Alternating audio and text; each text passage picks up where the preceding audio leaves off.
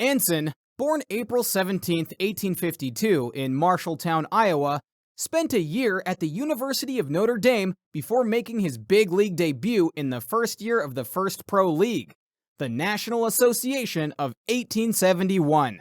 Anson was a 19-year-old third baseman for the Rockford Forest Cities, and the 6-foot, 227-pound strapping right-hander hit .325 with a league-leading 11 doubles.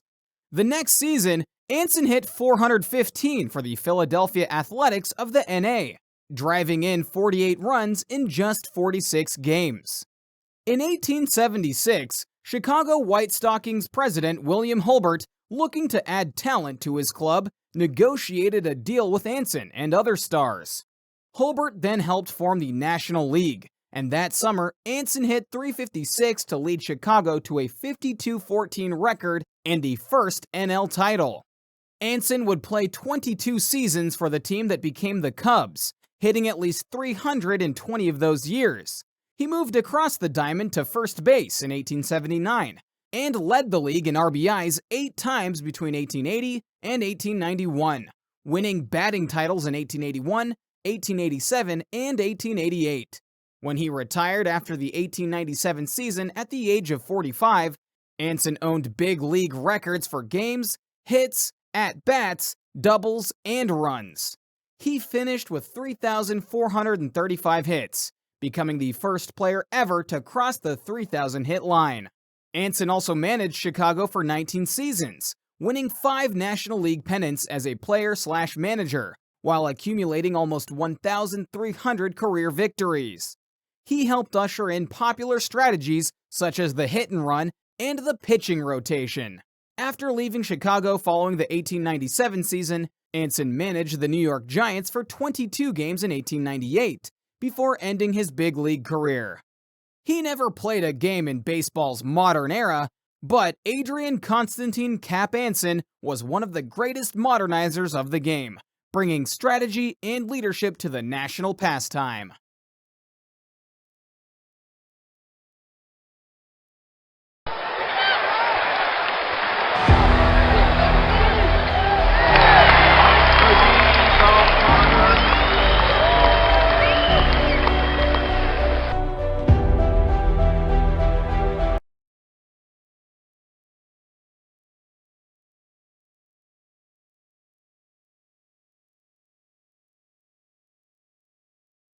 His durability was so impressive that almost 80 years after his death, Jake Beckley's name appeared on the computer screens of baseball writers across the world. But Beckley's ability to play every day is only part of the story of the powerful first baseman, whose standards still top the record books. Beckley played 19 National League seasons with the Pirates, Giants, Reds, and Cardinals and 1 season with Pittsburgh in the Players' League from 1888 to 1907. He played 2,383 of his 2,392 games at first base, setting a big league standard that was not eclipsed until 1994. Born August 4, 1867 in the town Mark Twain made famous, Hannibal, Mo. Beckley began his career in semi-pro leagues before St. Louis of the Western Association sold his contract to the NL's Pittsburgh Alleghenies in June of 1888 for $4,000. Beckley immediately won the first base job and batted .343 that season. Beckley hit .301 and drove in 97 runs in 1889, then jumped to Pittsburgh of the Players' League the following year, leading the league with 22 triples and driving in 123 runs. Beckley returned to the NL after the Players' League folded following the 1890 season, averaging 102 RBI and 106 runs scored with Pittsburgh from 1891 to 95. Beckley was traded to the Giants in 1896 but never found his footing in New York and was released in 1897. Given another chance by the Reds, Beckley's batting form returned with a .345 average in 97 games in Cincinnati. On September 26 of that year, Beckley hit 3 homers in a game against St. Louis, a feat no other big leaguer matched until 1922. From 1899 to 1904, Beckley topped the .300 mark each season, establishing himself as one of baseball's best contact hitters and earning the nickname Eagle Eye. His skills as a bunter were well known. He could drop a sacrifice with the handle of the bat, holding the thicker end, and he continued to thrive at the plate even after he was beamed by a Christy Mathewson fastball in 1901. Sold to the Cardinals before the 1904 season, Beckley left the big leagues following the 1907 season but continued to play and manage in the minor leagues. He finished his big league career with 2,938 hits, 1,581 RBI, 1,603 runs scored and a .308 batting average. In the field, Beckley recorded 23,755 putouts at first base, still the all-time record, and trails only Eddie Murray by 30 games on the all-time list for games as a first baseman. When Murray passed Beckley in 1994, the Beckley's turn-of-the-century accomplishments became news once again.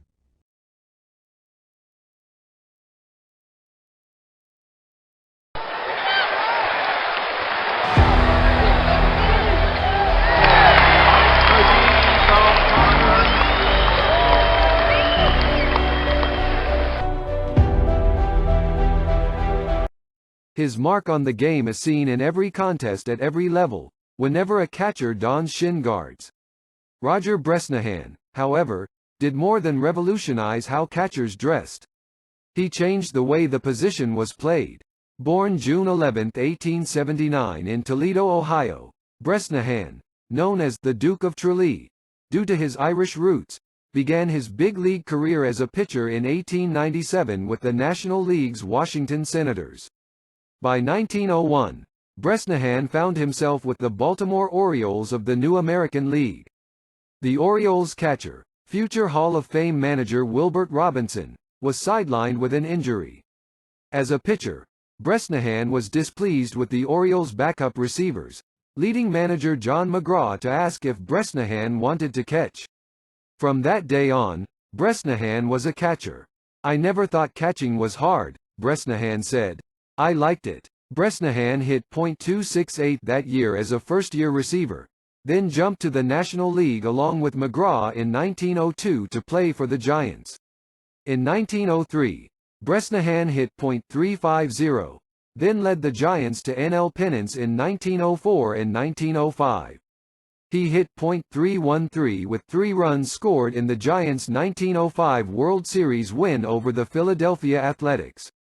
In 1907, became the first catcher to wear shin guards, another in a long line of protective gear innovations, including a rudimentary batting helmet, that Bresnahan brought to the game.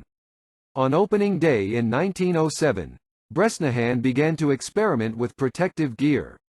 Though Negro League catcher Chappie Johnson wore protective gear and Nig Clark wore similar gear in MLB in 1905, most catchers did not wear any protective equipment at that time. Bresnahan practiced in shin guards that are worn in cricket during spring training, and debuted them on April 11, 1907. Fans, used to seeing catchers play without protective equipment, threw snowballs on the field, and without police at the game, umpire Bill Clem called off the game, with the Giants forfeiting to the Philadelphia Phillies. The press also criticized the use of shin guards. However, other catchers began to adopt Bresnahan's idea. Though Pittsburgh Pirates manager Fred Clark protested Bresnahan's gear to the league, the protest was denied and the equipment was approved. Bresnahan caught a career-high 138 games in 1908, batting .283 and leading the NL in walks. Bresnahan also developed the first batting helmet. He was hit in the head with a pitch by Andy Coakley of the Cincinnati Reds on June 18, 1907. Bresnahan was unconscious, and a Catholic priest read him his last rites. Bresnahan was hospitalized for 10 days, during which time he developed schematics for a plastic batting helmet, though this piece of equipment did not become commonplace until the 1940s. Bresnahan was also the first catcher to wear a padded face mask while catching. "Boy, they sure called me lots of names when I tried on those shin guards," Bresnahan said. "They must have been a good idea at that, though, because they tell me catchers still wear them." Bresnahan retired as an active player after the 1915 season, having played 17 big league seasons. He compiled a .279 career batting average with 1,252 hits. He also managed 4 full seasons with the Cardinals, 1909 to 1912, and one with the Cubs, 1915. "Roger is a fighter," wrote Fred Lieb in Baseball magazine. He was a fighter when he was a pupil of John McGraw's, and he instilled this fighting spirit into his team.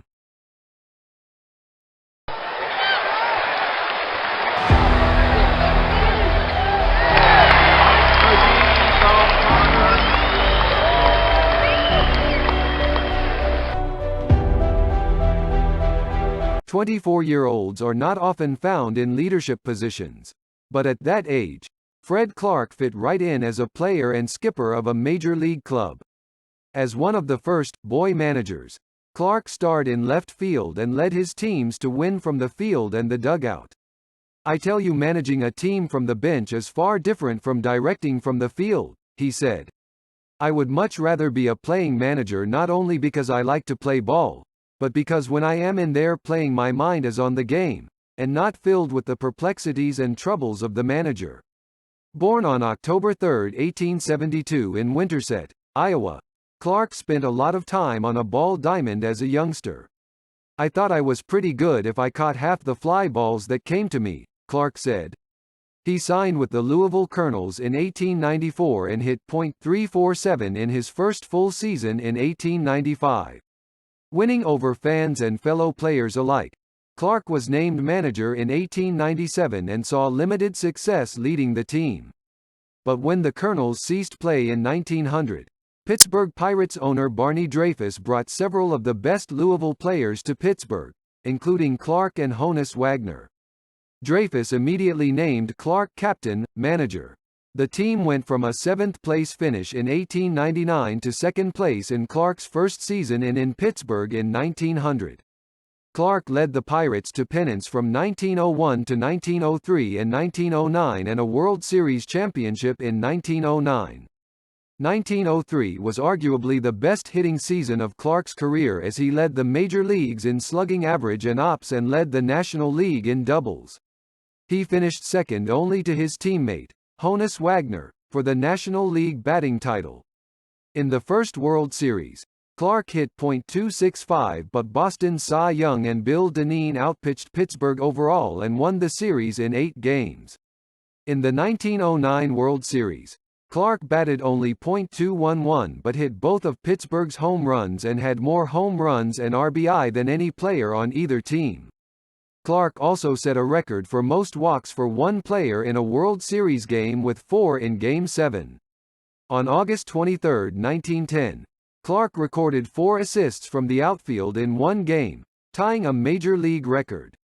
The following season, his last as a regular player, 38-year-old Clark made 10 putouts in left field in one game on April 25, 1911. Clark played just 12 more games after 1911.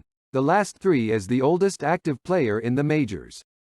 "You've got to love baseball and want to play it above all else," Clark said. "You have to take every opportunity to practice and play.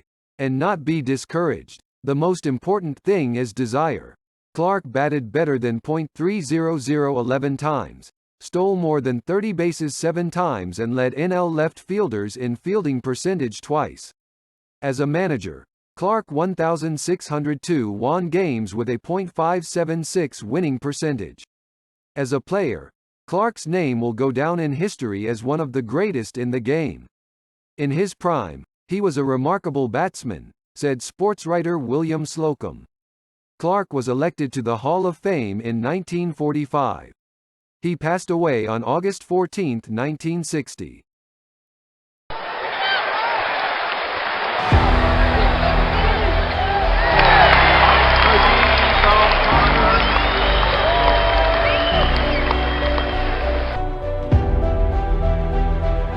John Clarkson's pitching statistics belong to his era, baseball's infancy during the 1880s. His dominance on the mound, however, has stood the test of time.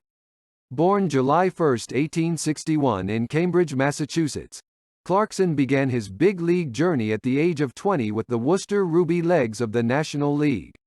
After only 3 games, however, shoulder problems forced the 5'10", 155-pound right-hander back home to Cambridge. 2 years later, Clarkson emerged from the minors with Cap Anson's Chicago White Stockings. This time, thanks to a strong curveball and a unique drop, that would now be called a sinker, Clarkson found regular work, posting a 10-3 record in 14 games. The next year, 1885, Clarkson improved his win total by 43 games, winning an astounding 53 contests against only 16 losses. He completed 68 of the 70 games he started, logged 623 innings pitched, struck out 308 batters and pitched a no-hitter against the Providence Grays on July 27, 1885. He went 36-17 in 1886, then led the National League in victories for a second time in 1887 with a mark of 38-21. "I have stood behind him day in and day out and watched his magnificent control," said White Stockings second baseman Fred Pfeffer. "I believe he could put a ball where he wanted it 9 times out of 10. Apparently, the other clubs in the National League believed Pfeffer's assessment. Before the 1888 season, Clarkson was sold to the Boston Beaneaters for the then astronomical sum of $10,000.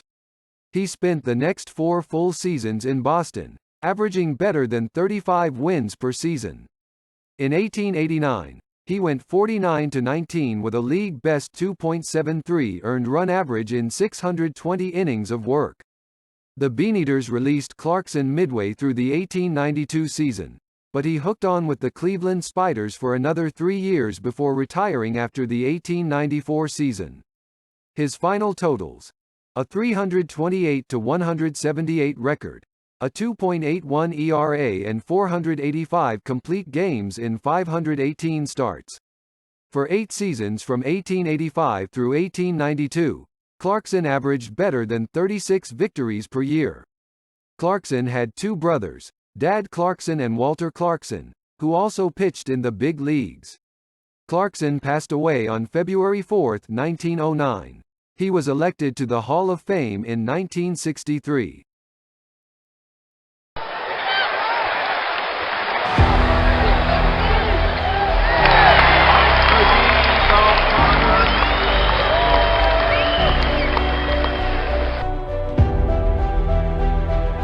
Jimmy Collins was a star as baseball entered the 20th century, acclaimed by many as the king of the third baseman. And while he was a good hitter, finishing with a .294 lifetime average, it was as a fielder he won the headlines.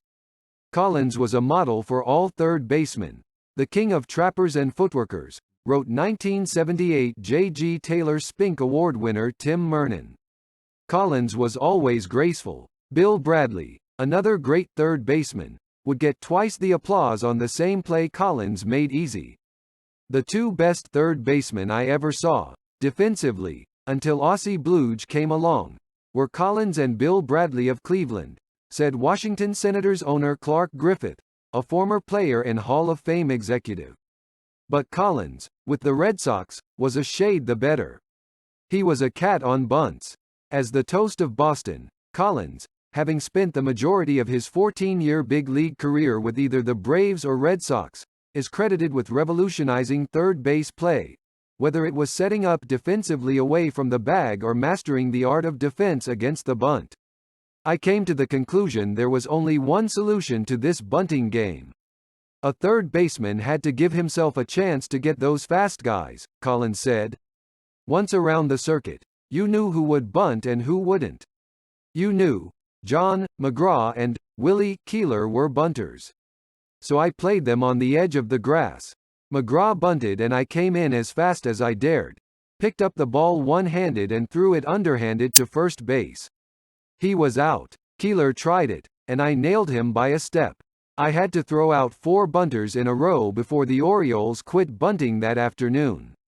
Collins also spent a 6-year stint 1901 to 1906 as player-manager of the Red Sox in the fledgling American League, skippering his team to 2 pennants and a triumph over the Pittsburgh Pirates in the first modern World Series in 1903.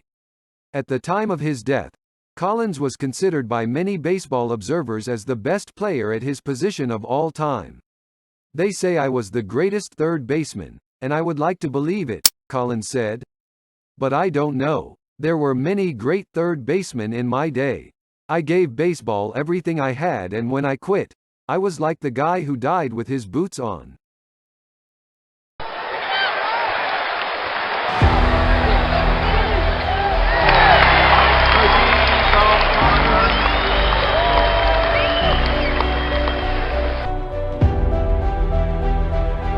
When 19th-century baseball star Roger Connor passed away in 1931 at the age of 74, the first line of his obituary called him the Babe Ruth of the 1880s.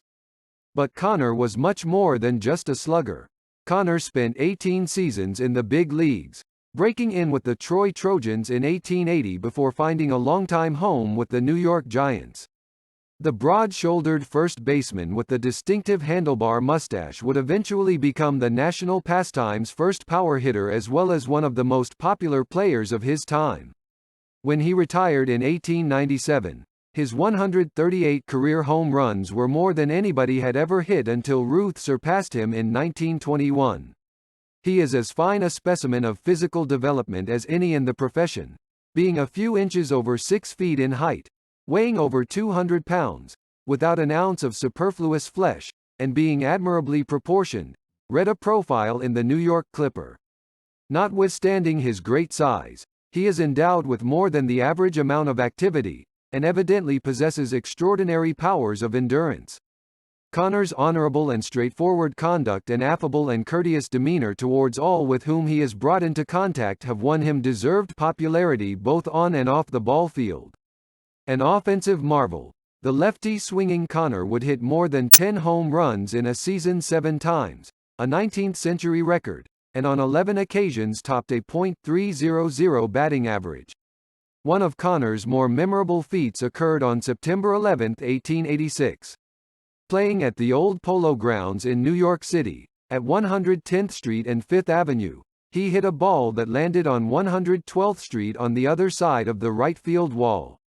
So impressed were members of the New York Stock Exchange that they passed around a black top hat and took up a collection that eventually led to a $500 gold watch being presented to Connor a few games later. According to the New York Times, he met it squarely and it soared up with the speed of a carrier pigeon. All eyes were turned on the tiny sphere as it soared over the head of Charlie Buffington in right field.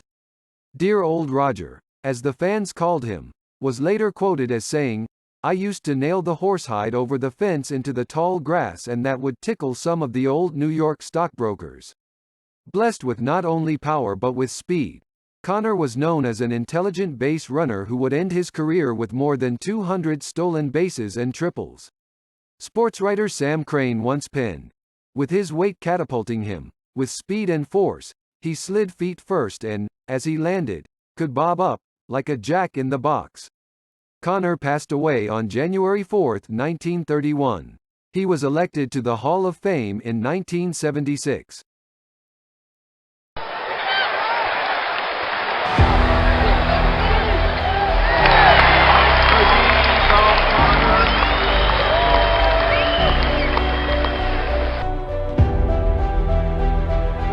Many ballplayers regard him as the best shortstop in the business, batting, base running and fielding considered.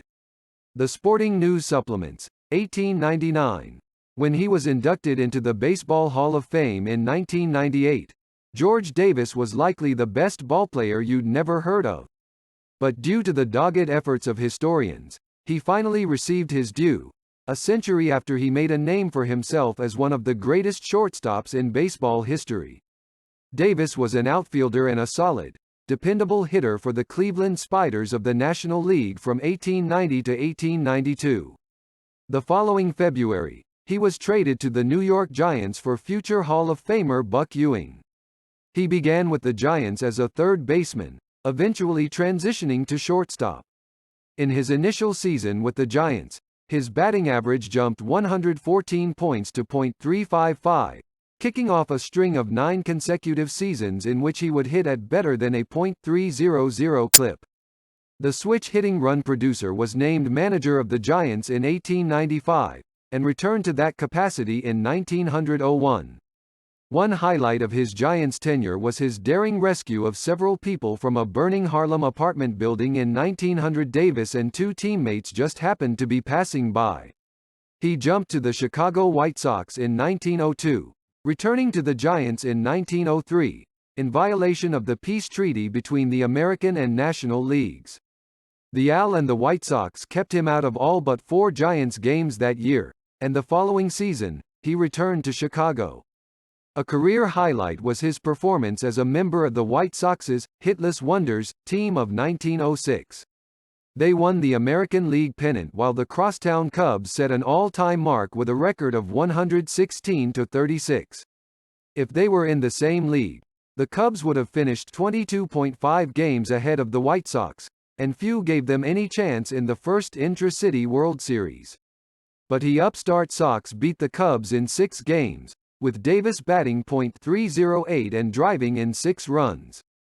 For his career, Davis hit .295, amassed 2,665 hits, ripped 453 doubles, 163 triples, stole 619 bases, scored 1,545 runs and drove in 1,440 runs. In the field, he led the league in double plays 4 times and fielding percentage 4 times. He scouted and coached briefly after his playing days, but then largely disappeared from baseball, becoming a bit of a mystery. His later life was not well documented, leading Hall of Fame historian Lee Allen to write, "How is it possible for a man to play big league baseball for 20 seasons, manage the New York Giants twice, start a war between the National and American leagues and then utterly vanish, without leaving a trace?" Davis passed away on October 17, 1940.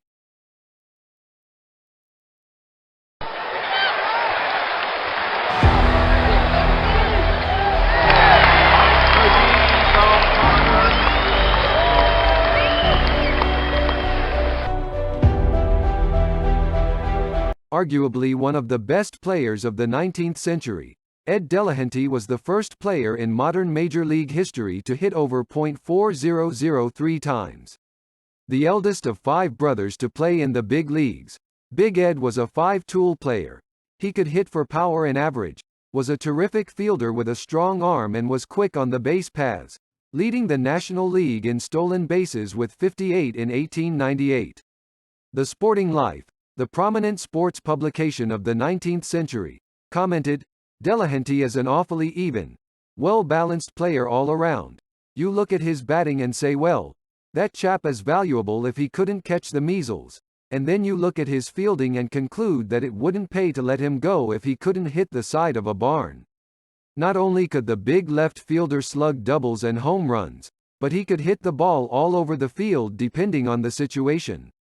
If the outfielders played deep, he would drop one in front of them. At normal depth he would slug away and try to put one over their heads.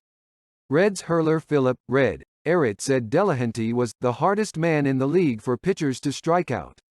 Sam Crawford called him the best right-handed hitter I ever saw.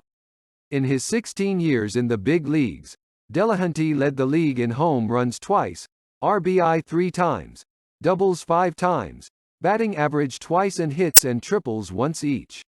Twice, Big Ed went 6 for 6 in a game and he once went 9 for 9 in a doubleheader.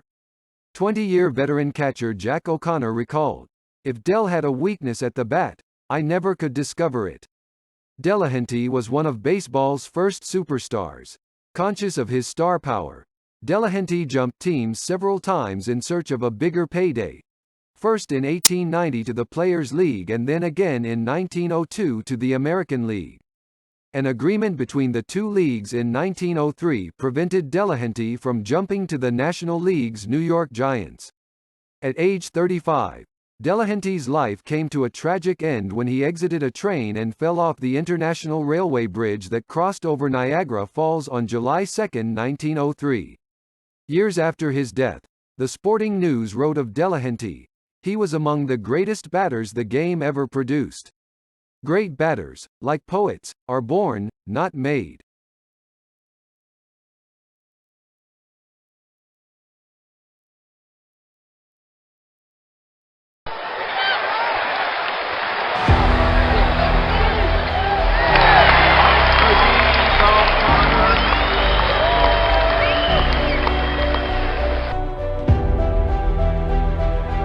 Hugh Duffy was one of the top batsmen of the 1890s, recording more hits, home runs and runs batted in during the decade than any other player in the game.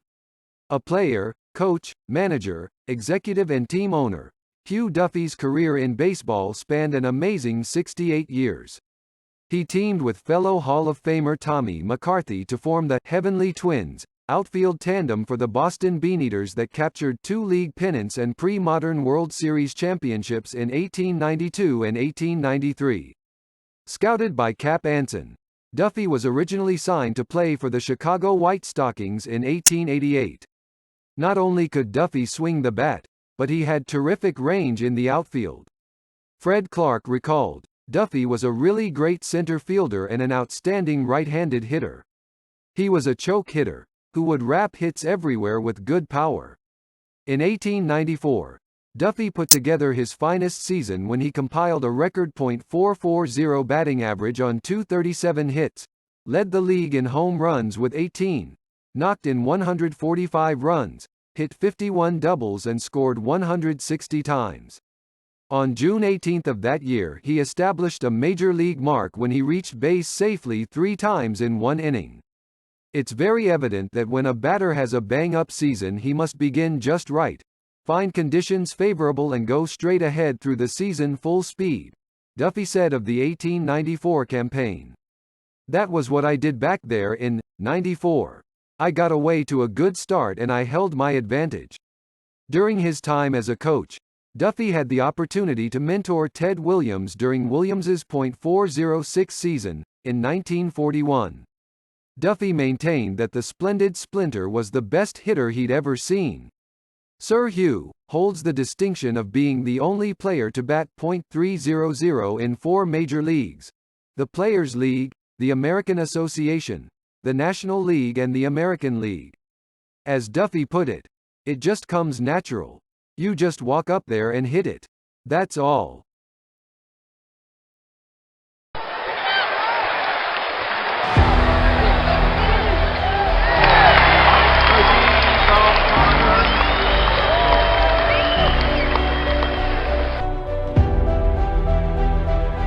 Buck Ewing, a legendary figure in Major League Baseball history, was a highly accomplished player who left an indelible mark on the game.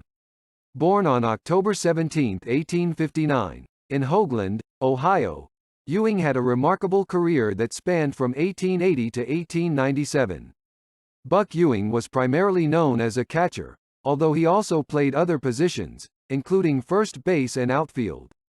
His defensive skills behind the plate were exceptional, making him one of the finest catchers of his era. Ewing's ability to control the game from the catching position was unmatched, as he called pitches, managed the defense, and exhibited outstanding throwing accuracy. Offensively, Ewing was equally impressive. He was a powerful hitter who consistently produced excellent numbers at the plate. Over his 18-year career, Ewing boasted a career batting average of .303, which is remarkable considering the era in which he played.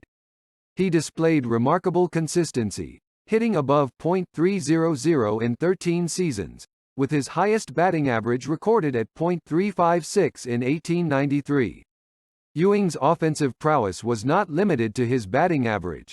He was also a source of power, hitting 71 home runs during his career. While this number may seem modest compared to modern standards, it was remarkable in the late 19th century when home runs were much rarer. Ewing's power, combined with his ability to hit for average, made him a formidable offensive threat. Furthermore, Ewing was an outstanding base runner.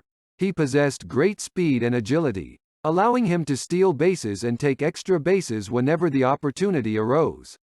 He amassed an impressive total of 354 stolen bases throughout his career, demonstrating his all-around athleticism.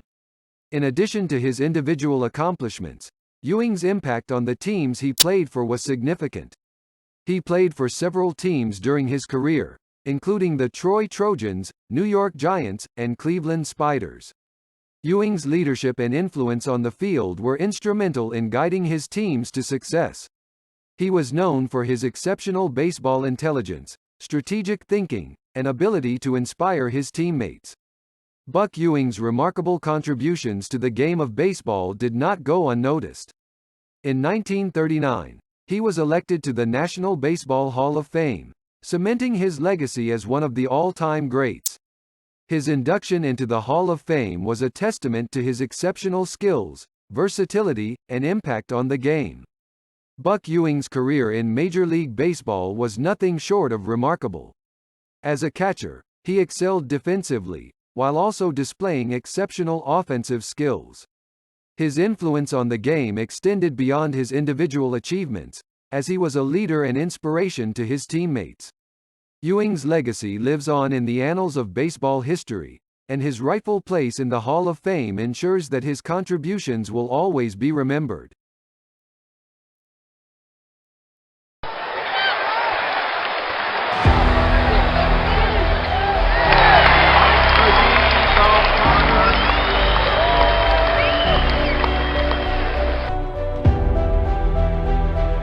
Pud Galvin, born on December 25, 1856, was a remarkable figure in the early years of Major League Baseball. Known for his incredible pitching skills and longevity in the game, Galvin's contributions to baseball earned him a well-deserved spot in the MLB Hall of Fame. Galvin's journey in baseball began in the late 19th century, at a time when the sport was still evolving. He made his MLB debut on May 5, 1875, with the St. Louis Brown Stockings. Over the course of his 20-year career, Galvin played for several teams, including the Buffalo Bisons, Pittsburgh Alleghenies, and the Pittsburgh Burghers. Galvin was renowned for his pitching skills, particularly his impressive longevity and durability. His nickname, Pud, was short for pudding, likely due to his stout and sturdy frame. Galvin's pitching style was crafty, and he relied on a variety of pitches, including the fastball, curveball, and changeup, to baffle hitters. One of Galvin's most significant achievements was his career win total. He amassed a staggering 365 career wins, which was the highest in MLB history at the time of his retirement. This record stood for over 100 years before being surpassed. Galvin had an incredible 10 seasons with 20 or more wins, a testament to his consistency and skill on the mound. This feat helped solidify his reputation as one of the premier pitchers of his era. Galvin was known for his ability to eat up innings. He pitched over 6,000 innings in his career, showcasing his durability and endurance as a starting pitcher. Despite the era's different style of play, Galvin still managed to strike out over 1,700 batters during his career, a remarkable achievement for his time. Pud Galvin's legacy extends beyond his impressive statistics. He played a crucial role in popularizing baseball during its formative years. His longevity and success on the field inspired countless young players to take up the sport, contributing to the growth of baseball in America. Pud Galvin's career was defined by remarkable statistics, incredible durability, and a lasting impact on the sport of baseball. His induction into the MLB Hall of Fame solidified his status as one of the game's pioneers and legends. As we celebrate the history of baseball, we must always remember and honor players like Pud Galvin, who helped shape the sport we know and love today.